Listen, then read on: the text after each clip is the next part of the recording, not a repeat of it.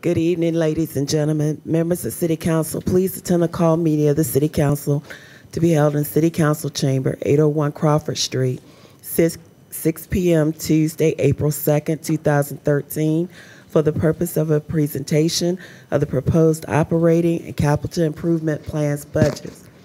In addition, you may consider a motion to go into closed meeting by order of the mayor. Mr. Cherry? Here. Mr. Edmonds? Here. Mr. Meeks? Mr. Moody? Here. Ms. Simmons? Here. Ms. Randall? Here. Mayor Wright? Here. Mr. Rowe? Thank you so much. And welcome back, Deborah. She sounds so much better this afternoon. This morning it sounded like she had slept outside all night long. But her voice is coming back, and we missed you last week. We're glad that you're healthy and back. I presented the budget to you all, or hand-delivered it last night. I don't know what the weight is, but it's probably more than 5 pounds. And so tonight's briefing is not going to go all the way through. It's going to be at the grass tops as opposed to the grass roots. And as you'll see in our budget calendar, you have 7 more meetings in which we're going to give you a lot of time to not only brief you in more detail, but to ask a whole lot of questions. We really want you to feel comfortable when it comes around to May 14th that you've got all the information that you need in order to set your budget priorities for the next fiscal year, which begins on July 1, 2013 and runs through June 30th, 2014. So again, tonight's budget briefing is the first in several that we'll give you. You actually have the opportunity, as you will see, to schedule a meeting in April, mid-April, April the 16th. We're required, as you know, to give you a balanced budget. And I think it would be really important to start when we first had our briefing back in January, where we said these are the things that are going to drive the general fund budget. So let's take a look at where we started from. We gave you a briefing on January the 8th. We talked about the general fund, we talked about the utility fund, we talked about the status of our pension, our 2 closed pension plans. And this is the slide that came from that budget briefing that took place on January the 8th, 2013. And we told you that as we look to 2013, 2014 budget year, that we had some expenditures that we knew that we had to make. And we quantified that for you. New debt service, $2.4 million. Increased jail per diem, about $400,000. Pension required contribution. Even if we didn't consider pension obligation bonds, we had to add more money to our annual contribution, and that was $5.4 million. Was that me? No, wasn't me. I'm accused of being conservative to the point that I squeak when I walk. But the total, without the fully funding the other post-employment benefit contribution, totaled $8.2 million, and I want you to remember that number. So we started back in January saying, if we are just looking at doing what we do now, we have at least $8 million worth of required expenditures. And that's more than 12 cents on your tax rate. I am very happy to report to you that the budget that you received last night is balanced without any tax increase at all. No real estate tax increase. And that's a applause to our budget team. No personal property tax rate increase. No increase in any other tax rate, whether it's the cigarette tax or the motel tax, hotel tax. Nor does it have any increase in any utility fees, water, sewer, stormwater, in what we call a fee, but it's kind of a hidden tax, and that's the household waste collection rate. So we have given you a budget that does a great deal, that has no tax increase and no fee increases. Now, let me back up just a little bit. There are 4 fee increases that we're recommending, and those are covered in the budget message. One relates to the ambulance service, and that's to ensure that we get the maximum we can from Medicare. The other relates to the permit for a concealed weapon, and the other is the 6 to 6 program. Now, what does this budget do? It's got four bold initiatives. The first, and these are not in any order, but this is really important, it quickly restores soundness to our 2 closed pension systems by the issuance of pension obligation bonds. Remember the very simple equation for retirement systems. They're made up of 2 components, assets and liabilities. For every dollar's worth of liability, you've got to have a dollar's worth of assets. Liabilities are composed totally of the benefits that you pay out to your retirees. We have 28 cents against a dollar and 32 cents against a dollar. We're not even at 50 cents. Any one bad day in the market could hurt us. And if we don't do anything, we're going to run out of money. If we don't do anything, we're going to be really hurt by our bond rating agencies. They'll give us a bad credit score, so to speak. It's going to be reflected on how they judge our soundness. And so it's really important that we put as much cash and as quickly as we can into these 2 systems. This budget does that. It does it by recommending, and this is old news to you, that we issue pension obligation bonds to move it from 28 cents and 32 cents to 80 cents. It eliminates the Social Security offset for retirees of the Portsmouth Supplemental Retirement System. This has been a long-standing goal of yours, and this budget will do this. And if you adopt it on July 1, this will go into effect. Now, between now and July 1, we're not going to penalize anybody that happens to turn that magic retirement age. We can wait to see the outcome of this budget, if that makes sense. I think maybe a couple of you asked, what happens if you have a birthday in May and you happen to turn 65? It provides for curbside recycling, and this is so awesome, too, for our citizens. It's not only the right thing to do, but it extends the life of our landfill. It's good for the earth, and we can do this without increasing any of our rates. So we're on track for that. Just as important as everything I said, these folks over here moved me. They're really great.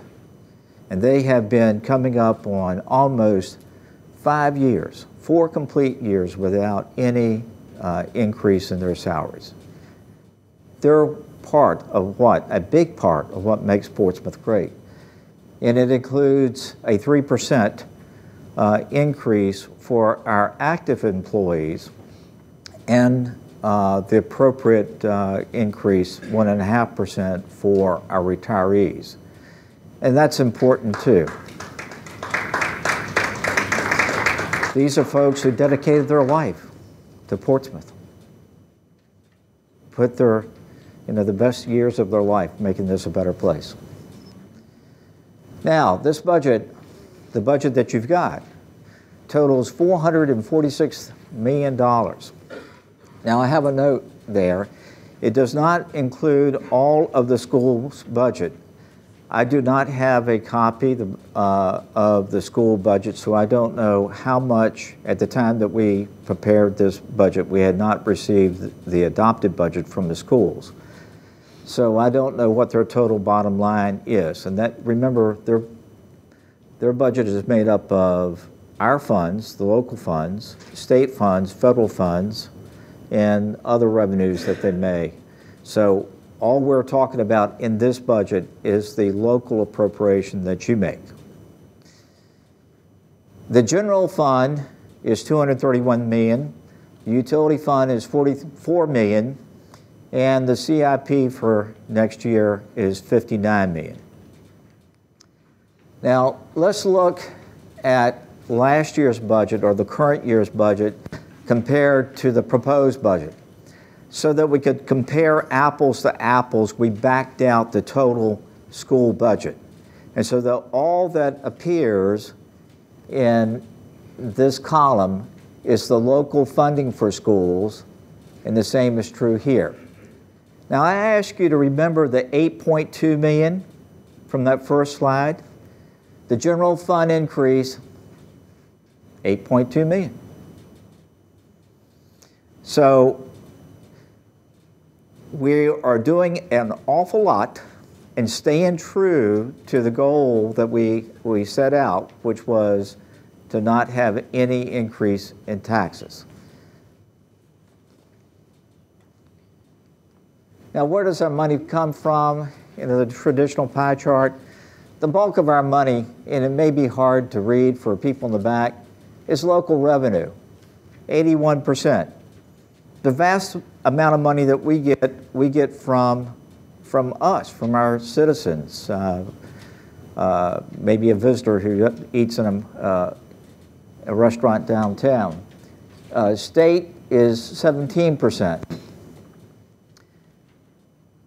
Deborah said I had to stand under a particular light, and I like to walk. But of that local revenue, here's the breakout. You get 2/3 of your revenue from property taxes. That's the real estate tax rate and the property tax. Now, that's called an ad valorem tax, which means it's based on value. So if the value of what you tax goes up, the revenue comes in greater. If the value goes down, then the revenue goes down. If it stays the same, then you have the same amount of revenue. And as Janie reported to you, our real estate assessments are relatively flat. And so flat is a good thing. You may have seen the report of the Virginia Beach budget. They're still suffering from drops in their assessments. So we have a little increase in our general fund revenues, but you can see that we get most of our revenue, our local revenue, from our property taxes. Now, where does our money go? Most of the money on this chart goes to non-departmental. Non-departmental includes our contribution to the schools. And then the rest of it is self-explanatory. Public safety being 28%, which is the next largest category, all the way down to public health, which is 1%. Now, what I'd like to do is take you back 6 years and look at our unappropriated fund balance. The fund balance in the general fund is the money that you have left over at the end of the year. And you have a policy that you enacted that says that your fund balance shall not fall below 15% of your general fund revenues. This is what really helps our credit score. This is really what helps our bond rating score. This is the hedge against a bad economy. This is the hedge against sequestration. The state calls it a rainy day fund. It is your unappropriated fund balance. Now, the current budget the budget that we're in now, uses $7.3 million. That's initially when you adopted it back last spring, a year ago. It had $7.3 million of the fund balance in the budget. 4.9 of that went to the schools, and 2.4 million was used to balance the budget. At that particular point in time, you didn't have enough revenues to pay the expenditures. And these were not one-time expenditures. These are the everyday expenditures, the light bill, the water bill, salaries. And you know the rule. The rule is if you're going to use fund balance, use it on something that only happens one time. So it's a non-occurring expense. An analogy is if you had a salary of $1,000 a month, but a lifestyle that required you to spend $1,200, and you went to your savings account and you took out $200 a month, pretty soon that savings account would be zero. And you would either have to change your lifestyle or get a second job. Now, changing a lifestyle for us would be cutting back on services. Getting a second job would be going up on taxes. So that's why it's important not to use fund balance if you can avoid it as part of your reoccurring expenses. Now, I want to explain what we're doing with fund balance in this budget. We are using $4.5 million to cash fund capital projects, okay? And then you saw that last year's budget had 2.4 to balance the budget. We're using 1.2, so we're heading in the right direction. We've cut out $1 million worth of that gap, and hopefully we can get there so that next year's budget will have no fund balance to balance the budget as it relates to reoccurring expenses. Now, with the use of the fund balance this year in this budget, when I say this year, I mean the year that starts July 1, we will still have $11.6 million over the threshold level that you want to have when you invoke your rule about how much fund balance.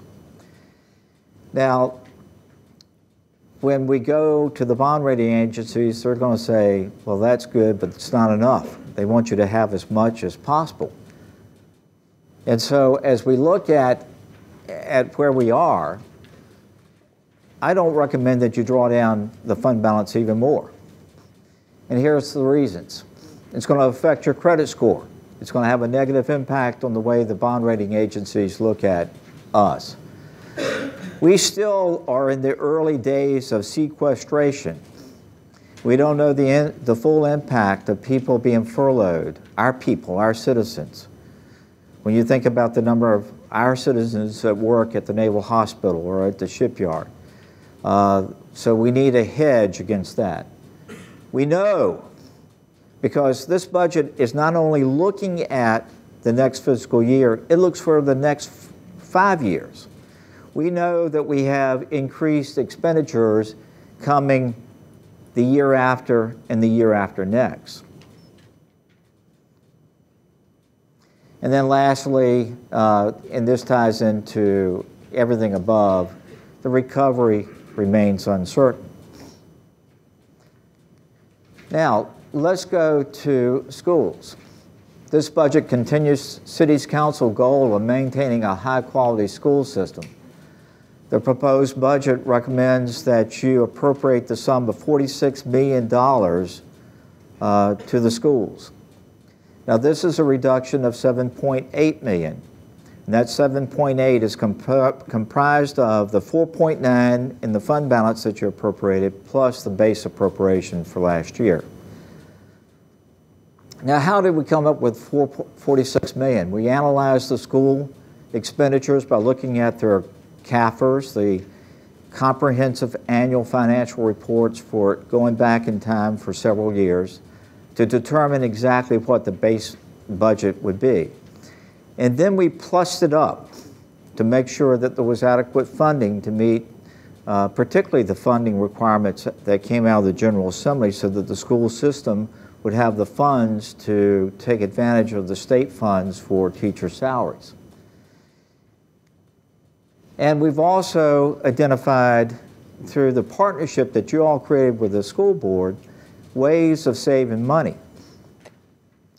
A big target is health insurance. We're self-insured. The schools are fully insured. And so what that means is that, this is a simple description, you go out and buy an insurance policy, and it may have more coverage than what you need, and plus there's a built-in profit for the insurance provider. If you're self-insured, you totally design your benefits to your needs, and there's no profit in there because you're building your own self-insurance plan. Our insurance consultant is Mercer. We've had a long-time relationship with this group, and they take a look at our health care. They have taken a look at the claims for the school system. We have been meeting with the school system, and our consultant, and I agree with his finding, thinks that there's at least $3 million worth of savings there if the school system would move from being fully insured to being self-insured. So, and the interesting thing is that that's not a savings that you implement on July 1 because the health care premiums go on a calendar year basis. So we factored in a half a year there. We're ready to take on the maintenance of the school buses. As you know, the school buses are maintained at Burton's Point, which is a very deplorable and depressing place. We can do that with the start of the next fiscal year. I've told David that they may have some, in fact, they do have a contractual obligation because they contract with a vendor for the maintenance. But we know that we can save the school systems $100,000 in doing the maintenance at our city garage. Dennis Bagley has been working very well and hard with his counterpart with the school system, and they've got it. I mean, they've looked at the numbers and they've scrubbed it, and this is a very doable thing. In this building, we got 2 finance departments, and it makes no sense to me. It doesn't make any sense to me to have 2 purchasing officers, 2 risk managers, 2 payroll managers. And you've had this dialogue with the school board, and you all nodded your head and said, we'll work hard, and David and I started working on that. And so this budget doesn't bring about complete consolidation, but it starts ramping it in. But you talk about transparency.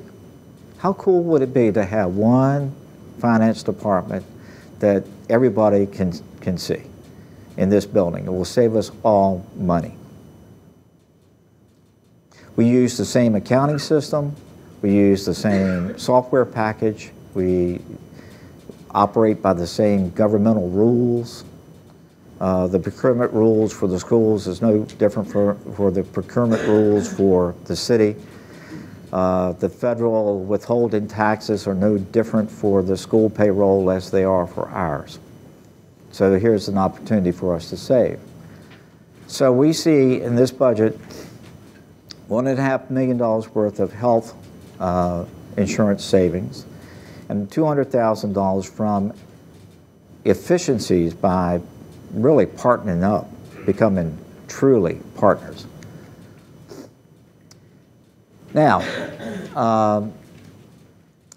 one thing I want to point out, in talking with David and working with David, no one is good enough. Let me preface about what I was going to say. No one is good enough 18 months out to be really precise in how much money you will spend on the the last day of that 18-month period looking into the future.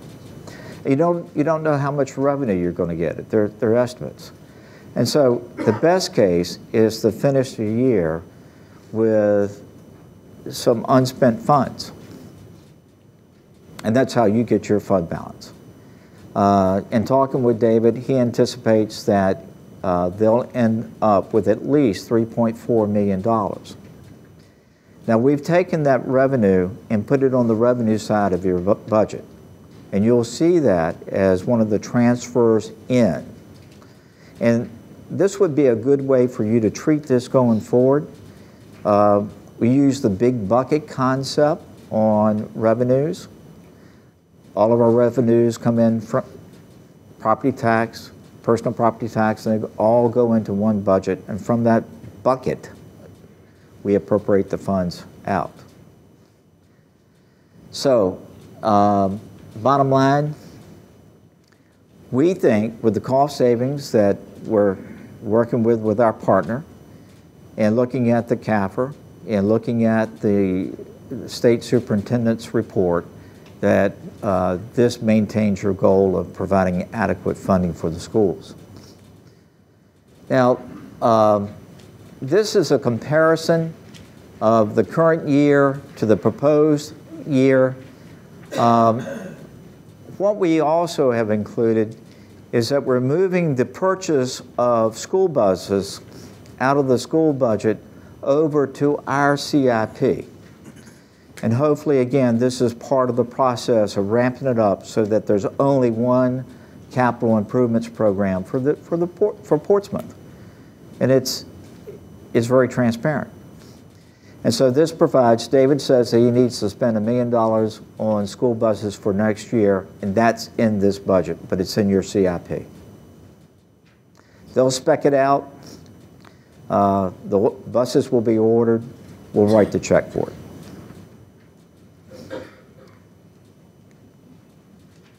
All right, capital improvements program. There's a breakdown for you.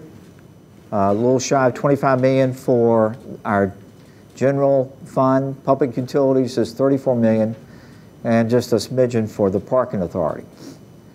Now, let me point out one thing. We're cash funding reoccurring capital maintenance projects that before were debt finance. I don't think there's anybody in this room that's got a 20-year car loan. If you went to the bank, you might be able to get 60 months. And if you went there and asked the banker, give me a 20-year car loan, they would say, you got to be kidding. Your car's going to wear out in 5 years. And so when you, in municipal finance, when you debt finance something, you want the life of what you're financing equal the life of the term of the financing. And typically we talk about a bond issue being 20 years. So you want a 20-year life out of what you're doing, whether it's a school building or a courthouse or whatever, you want 20 years out of it. That's what the bond buyer anticipates. In the past, we've been using debt to finance things that had shorter lives, like 4 years. And so what this does, it takes those things out of the budget and we fund them by cash. Now, I mentioned earlier that we're going to have a lot of time on this budget. We have two slides here that deals with what lies ahead for you. Our next meeting is your work session on Monday.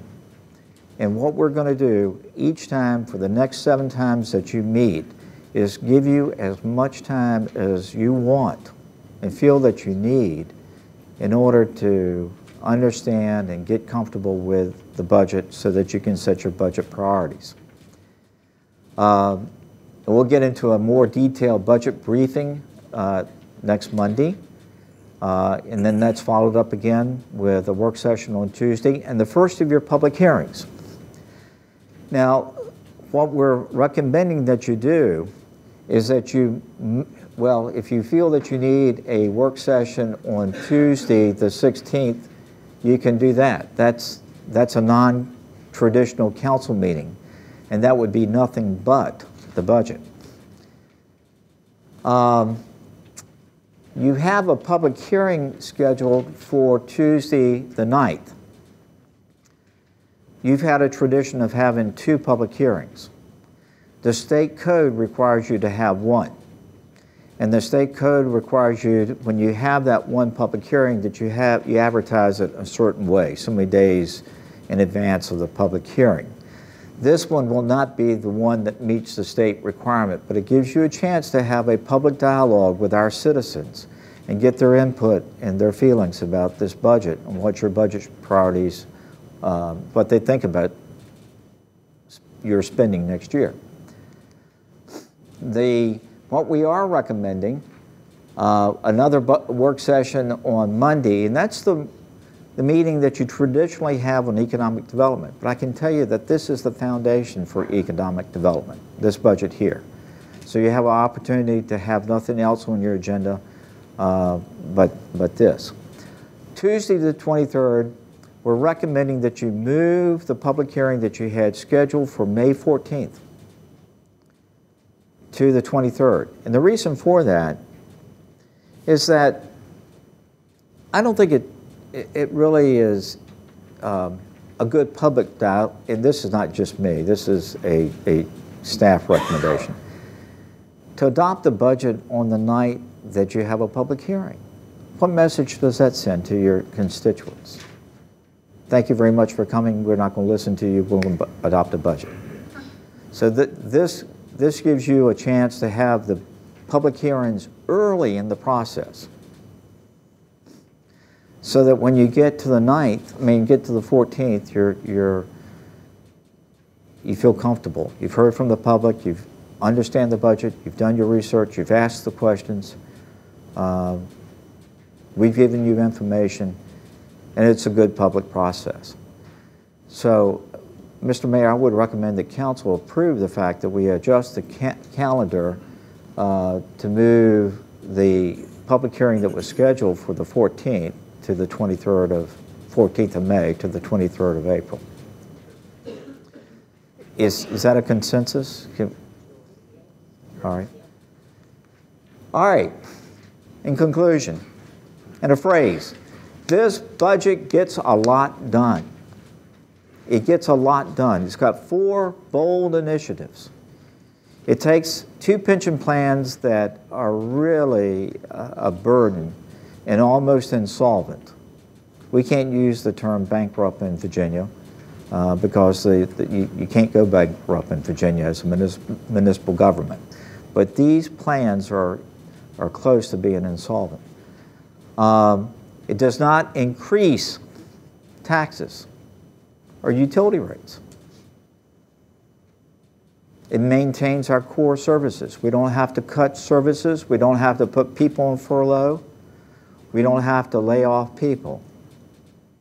It continues to give the quality of service that your constituents expect from you. It invests in our employees. It gives them an adjustment in their salaries that is well overdue. When I talk about that too, remember our police and fire sworn employees are on a different pay plan. You established a step system for them, and that step system was suspended, and now this budget puts it back into effect. It continues our commitment to public schools, and it invests in our future, both in our schools and in our infrastructure. The bottom line is I recommend that you adopt this budget. Be glad to answer any questions. Very good job. Really like some of the levels of details that you went into to break this piece down for us and the public. I do have one concern. Do I need this? Test. The savings that you're showing with merging the 2 health plans. Yes, sir. I'm really concerned and want to see detail later, and that might be the first thing we want to put up, because we actually looked into that last year with the same organization, and those numbers that they brought back to us was nowhere near close 3.3 million, and there was a lot of caveats that dealt with increasing the cost or the actual principle for general wage employees at the expense of school employees. So there were a lot of things in there that made us walk away from that. So I'm concerned that you're using the same guy, and now we got a $3.3 million service. So I do want to see that. And then the other piece we looked at, and I believe Richard did a real detail, was this moving our maintenance over here. We actually looked at bringing that over. We looked at a third shift. They came back to us with saying it wasn't going to work. It wasn't formatted to be able to receive the buses and do all that. And now all of a sudden you're getting that. And these are the same folks. So I'm interested to hear a little bit more about both of those. But I do appreciate what you have there. And I appreciate the level of detail that you went into, John. That means a lot. Absolutely. Thank you. I appreciate that. On that first issue, I didn't make it quite clear in the sense that it's a two-step process for the schools. The real savings come with going self-insured. If they didn't do anything but just go self-insured, they're going to save $3 million, and I believe that. When we combine the two systems, you get incremental increases in that. You get savings at the margin. You can cut down on some of the overhead. Now we have, the way we fund our premiums are different too. The schools, as the employer, fund about 95% of the cost of the premium. We only fund about 70%. So there's a difference there.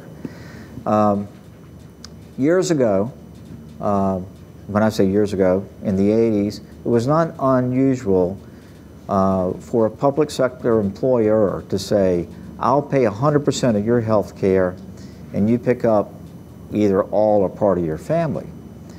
But as health care and health insurance went up, they started adjusting that ratio, and it went from 100% to 5% on the employed, 95%. So they still have a rich benefit plan in which they're shouldering most of the cost. Yes, sir. John, I too want to congratulate you and staff for giving us a crystal clear picture, especially the year-over-year comparison. I think it's been probably 6 or more years since we had a budget that contained that. But I do have a question. It's well known that the grand jury very strongly recommended that we go to category funding on our school budget. Are we? Yes, sir. Okay. Thank you for bringing that up, because it's my recommendation that you do that. Okay. And again, because we don't have the total budget from the schools, it would be very presumptuous of us to say, here are the categories and this is how the money divides out. You can do that once you get their total budget and know how much federal funds, how much state funds, how much other revenue. But my recommendation is that you do it by category. And that's great. When do we anticipate getting those numbers? I will get with David. I don't know the answer to that. I'll get with David so that we get a copy of their budget and understand it. And then as soon as we get it, we'll pass it on to you. Very good. Thanks. Thank you, sir. Let me ask one more quick thing. On the 46 million, since you got that slide there, you said you looked at the last several years of the school system's expenses, and based on those actuals, and you bumped up the anticipated increase, we're comfortable that $46 million gets them to where they need to be able to do what they've done. Okay. Yes, sir.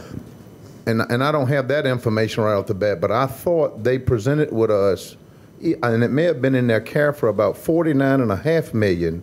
And that was a stripped down version with taking out all of the teachers' aides and all of them in the classroom. And that was like a bottom line figure. And I don't know why that seared in my head, but I'm trying to make sure that that 46 from that 49.5 isn't hurting them, that $3.5 million. Was there any, I guess, communication between you and the school system? Yes, sir. And that number? And I have to tell you, protocol-wise, this is the first time that David is seeing this number, but as you know, he and I have been dialoguing not only face-to-face, but by email. But I was not going to tell somebody else before I told you what my recommendation was. That's good. But in addition to looking at the CAFRs, we looked at the state superintendent's report that he does on, or she does on all the school systems. And it's much like the Auditor of Public Accounts report that they do on local governments. There's a wealth of information, all the way down to classroom size. And we hear a lot of discussion about classroom sizes, but we're below the state average, according to the state superintendent's report. So as we looked at, you know, how can we meet your goal and meet the imperative of not having a tax increase, what is the right balance? So we did not do it in a vacuum. Very good. Thank you. Yes, sir. Any other questions? Sir? Okay. Well, thank you very much. Okay. Absolutely. Thanks. This is the team. That's the dream team over there. Dream Team, I want to thank you very much for what you're doing. This is really important, and hopefully we can, as the manager said, get all of this information out, get input from our citizens on things that they like and did not like, and make sure that we all can bring this thing home and have a soft landing. So with that, we're adjourned. Thank you very much, Mr. Mayor. Thank you.